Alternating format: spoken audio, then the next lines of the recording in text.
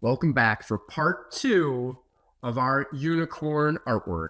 We're going to take those fantastic drawings that you did in part one, and we're going to add the backgrounds and add the color to bring it to life.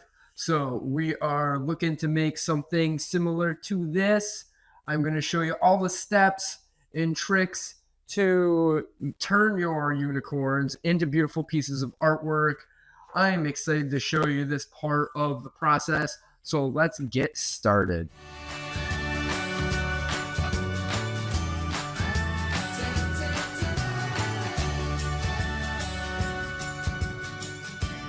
Welcome back for part two of our unicorn observational drawing project, and we have done a great job in drawing our unicorn, which is in the foreground of our scene here in our landscape with a beautiful little rainbow in the background.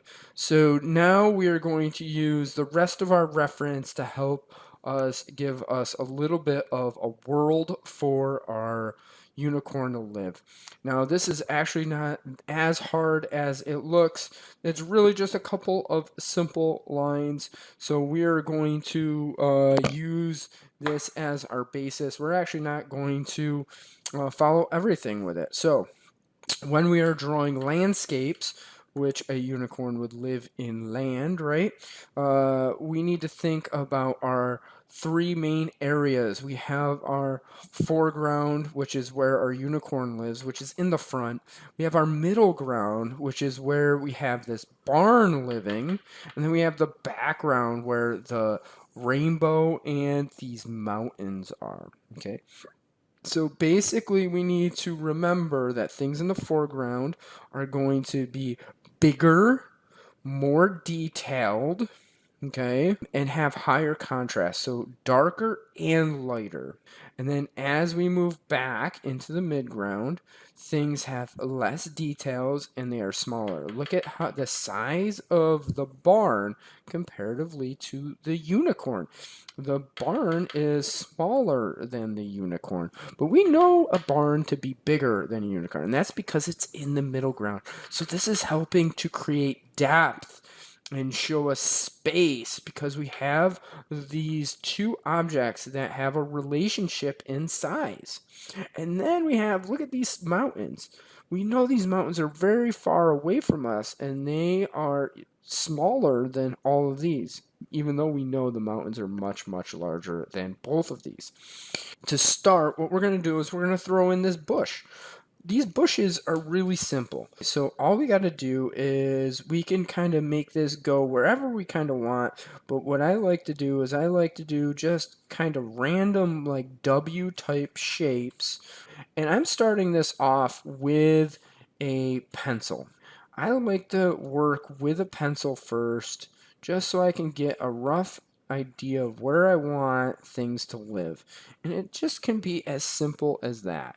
I know you might have a hard time seeing it right now, and I'm going to try to draw a little bit darker. But normally I would draw really lightly because it's not going to, I want to erase out a lot of these, okay? I'm really giving a guide. So now we have this line that comes up that's going to come behind here. So all I'm going to do is I'm going to throw in a nice curve that's going right up into the, like what I would call the shins of my unicorn. And it's just going to continue all the way over here. And then the other thing that we have in our foreground is our tree. So to do this tree, I'm just going to start up here, and I'm just going to have a trunk that's going to come up back here. And the fun thing about trees is they can just live in a lot of different ways. So I'm going to kind of make this my own little tree. So it's going to come, I'm going to have some branches going out in a bunch of different ways. And one of the tricks with branches of trees in general is that they are always going to kind of go up and get smaller. So you can do these in a whole bunch of different ways, but they should kind of be working to a smaller point. And I think like about there is about good for my tree branches. And then I'm just going to throw in a couple of these wiggles, okay, for my tree. Now, another thing with trees is the canopy is never like, don't just do a circle. If you do just a circle, it's going to look like what we would call lollipop trees. And we don't want that. So all I'm doing is I'm throwing in some of these indications of leaves. We don't need to draw every single leaf. We just need to draw bunches of leaves. Okay? And this is going to be in the foreground. So we're going to talk about making this have more details by having more bunches of leaves here. But I'm just going to leave it as that for right now, because right now we're just doing placeholders, okay? It's really not going to be that much more. All right, so now we need to go, and now we're going to start to go into this middle ground, okay? So now we have another line that comes up here, okay? It's going to start from behind here, and it's going to kind of come up about something like so. Okay? Doesn't have to be perfect. And then we're going to throw in this barn. Now this barn, we can see there's some space between the barn and the nose. So I'm going to just come over here and I'm going to throw in a line. Why not, right? And then I'm going to look to see how tall is this barn. So if I look at this eye and I come straight over, it's not as tall as that. So like if I come over here, it's not going to be that tall. So I actually drew this line too far probably, right? And I can even start by just throwing a triangle, even though this isn't a triangle, to get me the starting point for my barn. And I'm going to show you how we're going to do this. Okay, so we have this part, and then it goes almost to the edge, but not quite. And now you're going to see that this part, the front of my barn, is about twice the size of the side of my barn, and that's about the same here. Okay, so now what I'm going to do is I'm actually gonna, I did not draw that as good as I could have, so I'm gonna come here. Again, I make my corrections first, and this barn has a hip in it right here. So we're going to, I'm just gonna kind of throw a line over here. See, I can throw in all these construction lines to help me make my drawings better. Okay, so I'm going to draw it a little bit wider than it would be, and then it's going to come down and it's going to angle down, and that's how I'm going to get this roof line to look the same. And so now I'm getting closer to what I like, and so now I can start to push with my pencil a little bit more, so that way when I go to ink, I know what needs to stay and what needs to go away, and I can now take my eraser because I had a little bit too much there to really confuse me. And so now you can see that this front line of the barn is looking a lot better. Okay? And so now all I'm going to do is I'm going to take these lines and I'm going to try to transfer them to the back. Okay, so I have that line, and then I have this line at an angle like this, and I'm going to draw a line straight over like this, and like this, and like this. And just like that, we have a barn, okay? So it might be, I'm going to have to draw a little bit harder for you guys to see this, I think. So we're going to go like this, okay? And like this.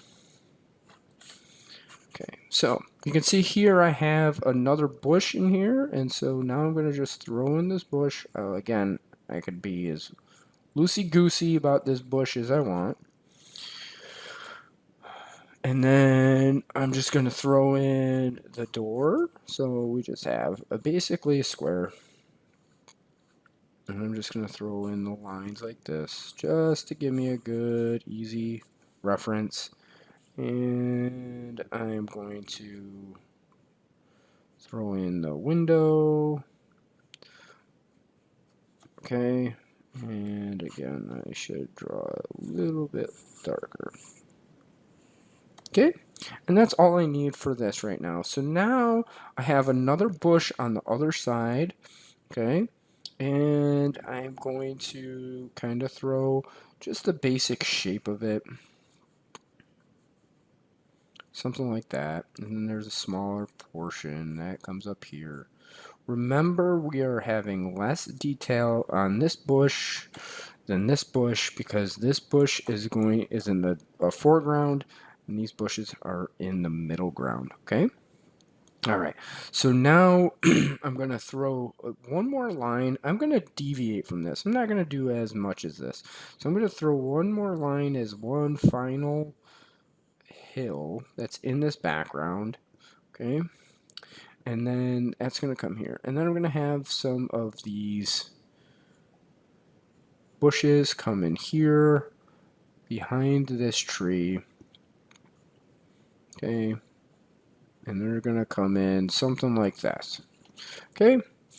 And then all I'm going to do is I'm going to do this kind of line of trees, okay? And so remember that these trees are very far away, so they're not going to have much detail.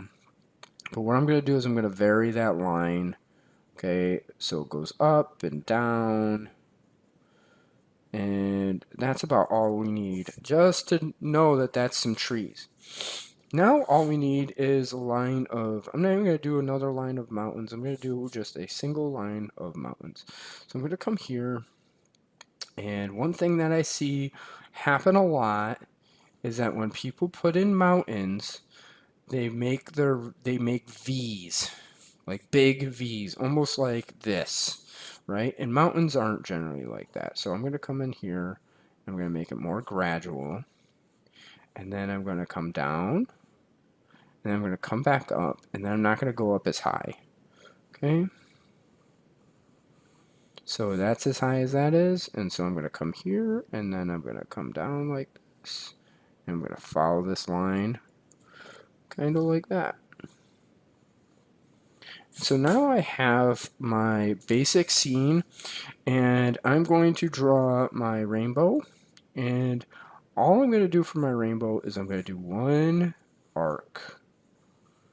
And I'm going to show you why once I go to finish this, okay? So I have one arc, which is going to be my rainbow. This is also something else that we could talk about later called a leading line, leading us into that unicorn, okay? But we're going to leave that off for right now. Okay, so now we are at the point where we can start to ink, okay? So the only thing I'm going to do when I ink this, okay, is I'm going to make some really good decisions on these bushes, and I'm going to see how we have these lines here. I'm going to make those in when I do my inking. You're going to notice I'm not going to ink my my rainbow, and I'm doing that for a reason, because I want my whole sky to be, I don't want lines to be in my sky, okay? So I'm using lines, okay, to help denote where I need to put color and things of that nature, but I don't want that distinction up in the sky, so I want it to feel like it's just sky, okay? All right, so I will meet back with you when I am done with this step.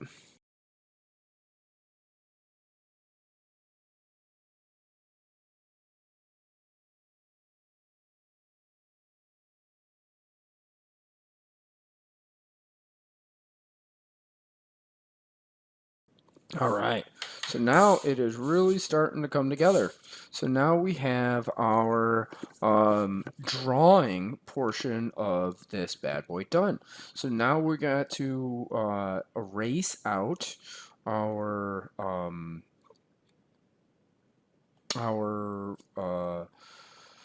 pencil marks, and then we just need to color this. Okay, so I'm gonna speed through the erasing of this, and then we will meet up and I will tell you how I'm gonna color this. Okay.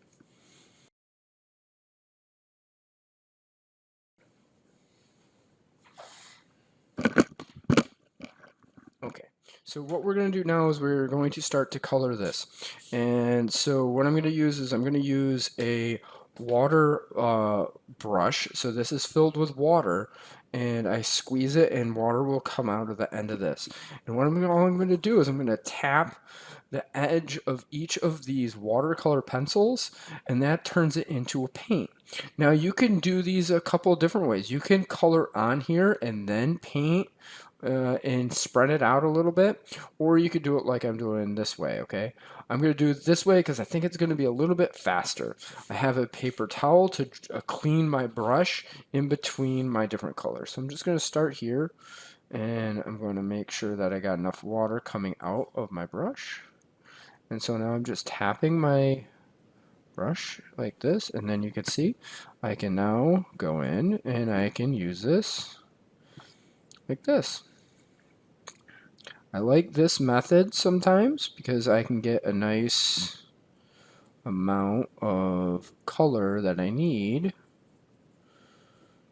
just by the longer I keep it on there, the more I'm going to do that. Now here I have that. I can just take my paper towel and do that. I should do this off. So I will do this to the side a little bit like this.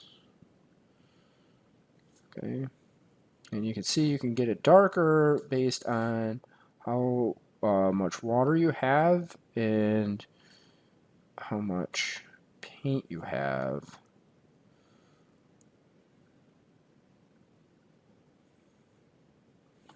And so now I'm going to go and I'm going to start to do, I'm just going to start throwing in these basic colors.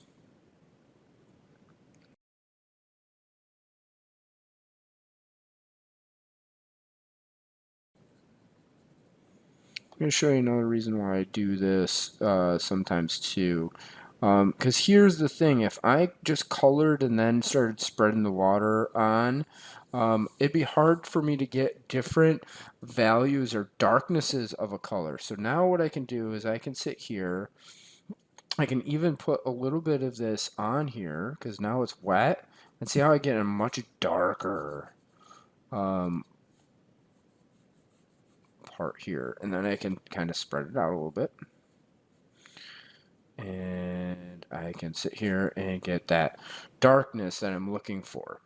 Okay, so now I'm done with my brown here. I'm actually might go and I might use some of this brown over here. And this is another thing that helps with your painting sometimes in your artworks is taking colors and using them in multiple areas on your artwork. Okay, and this will help create what we call unity. And unity is where we feel like everything fits in this world that we're making here, right? So I'm making this roof. And if I go back to my reference, you're going to notice that we have the shadow here. So I want this to be a little bit darker, but I'm going to do that by coming back after the fact and adding more layers onto this. Because that's one of the nice things about using watercolors like this is I can go and add more and more layers onto this. Okay, so now I'm going to take this. I'm going to take I'm gonna squeeze some water. So see how I have all that brown in my bristles? I don't want my brown, I don't want everything to be brown, right? So I'm gonna clean off my brush here. And so now it's getting clean. So now it's clean, so now it's good to use. So let's go with a little bit of our hair for our unicorn. Let's make our unicorn a little bit here. So I'm gonna take some of this pink and I'm gonna start to throw in some of these beautiful little pinks, and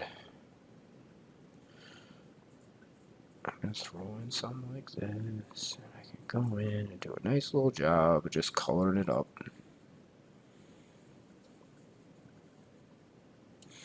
What I'm going to do is I'm going to speed this process up, and I will touch back with you guys when I get a little bit closer to being done.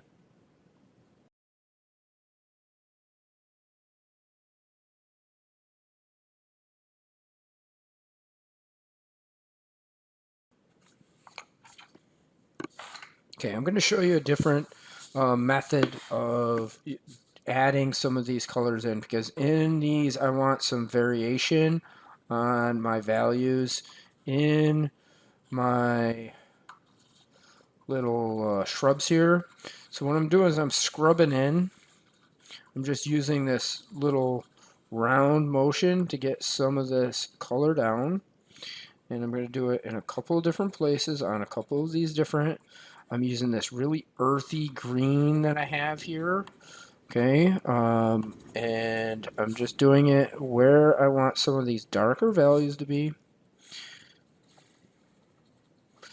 So like in the backs of these trees, like this is where the light doesn't go much. So we're gonna have some of that and some on the underneath side. And then I'm just gonna lightly sprinkle it in. And so for this part, instead of doing it how I just was with the other parts,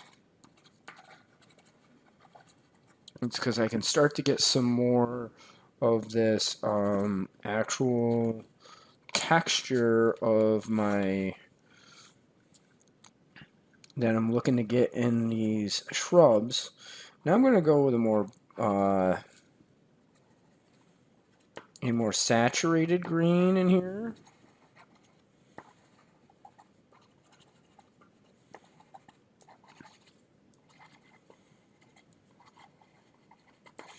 And some of this is just going to actually spread out a bit. And that's, I want to leave these lights because in the foreground we have higher contrast, which means we have darker darks and we have lighter lights. But then in the back here, this is where I'm going to kind of just put this in like this.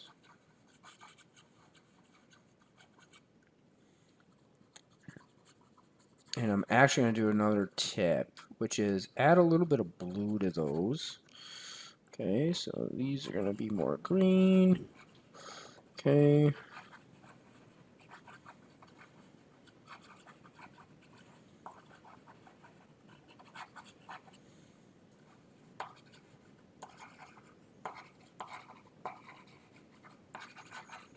Okay, and so now I'm going to actually go in and add some dark blue into some of the really, really dark areas.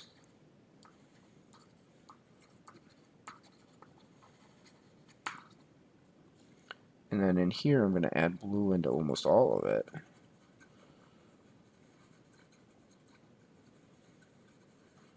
And it's going to help it feel like there's more atmosphere between these layers. And so in here, like I said, if we put it somewhere, we want to probably put it somewhere else. Okay, so now we're at a spot here that now I can start to color in this. So all I'm going to do is I'm going to take my brush, I'm going to get some water going, and then I'm going to just spread it out. And then you're going to see that now it's starting to look a little bit more green, a little bit more nice. And then I'm going to start with those lights, and I'm going to move into these darks. Spread it around. Try to get in there.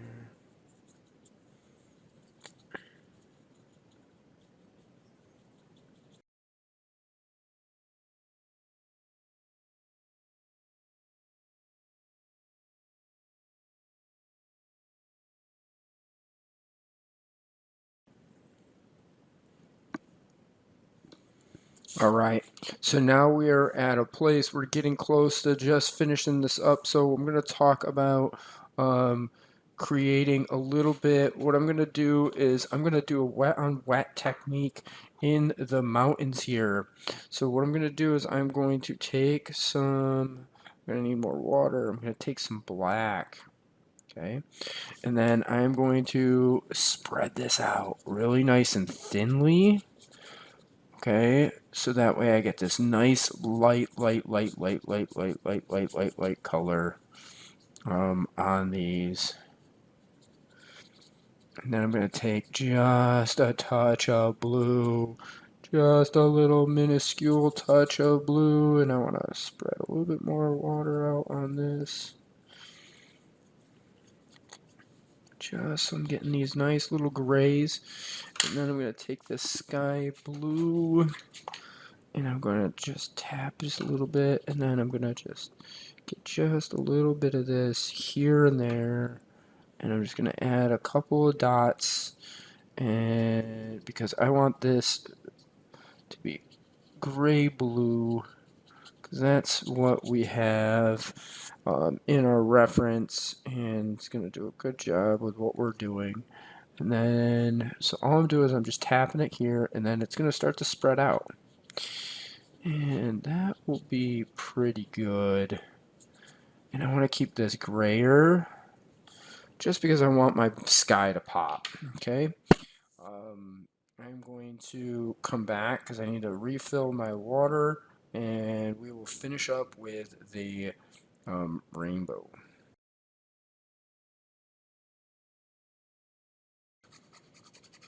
Alright, so I am doing my rainbow here, and I am using a different technique. I was going to do a different technique, but then I was sitting there and I'm like, no, I want to do this.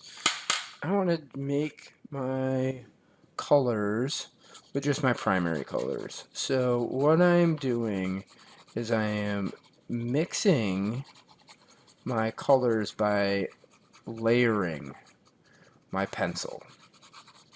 So you can see here that I'm doing these bands of red, yellow, and blue to get my full rainbow set of colors, and I'm just trying to leave a little bit there, and I did this with my pencil dry first, so that way I can have a little bit more control over where everything's going, hopefully. And these colors should work together because I'm mixing to make these colors rather than just choosing greens and oranges and purples. So we're going to see how this goes. Sometimes we experiment in art and it goes well, and sometimes we experiment and it doesn't. That's okay. So I'm just trying to make sure there's enough room for us to have this purple live. And then I'm going to fill in the rest of the sky with a sky blue that is just with the wetting my pencil. Okay, and so we will meet up right when I am fully done with this.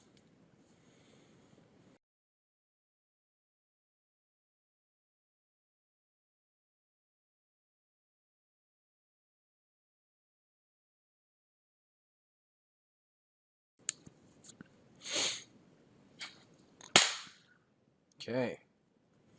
All right, the final thing I might do on this is just take my purple and go in and add in some, and I might even just leave this. I actually kind of liking what I got going on with some of this purple in the hair. But I could, if I wanted to, go back over and use a little bit more water to brush some of this purple in, which I am going to do. And I forgot, I need a little bit, my horn, and my horn, and the inside of my ear. And there you go. Now we have pretty much a finished, get that going, some of that blend in. I love using these watercolor pencils for this type of work. really get some cool effects.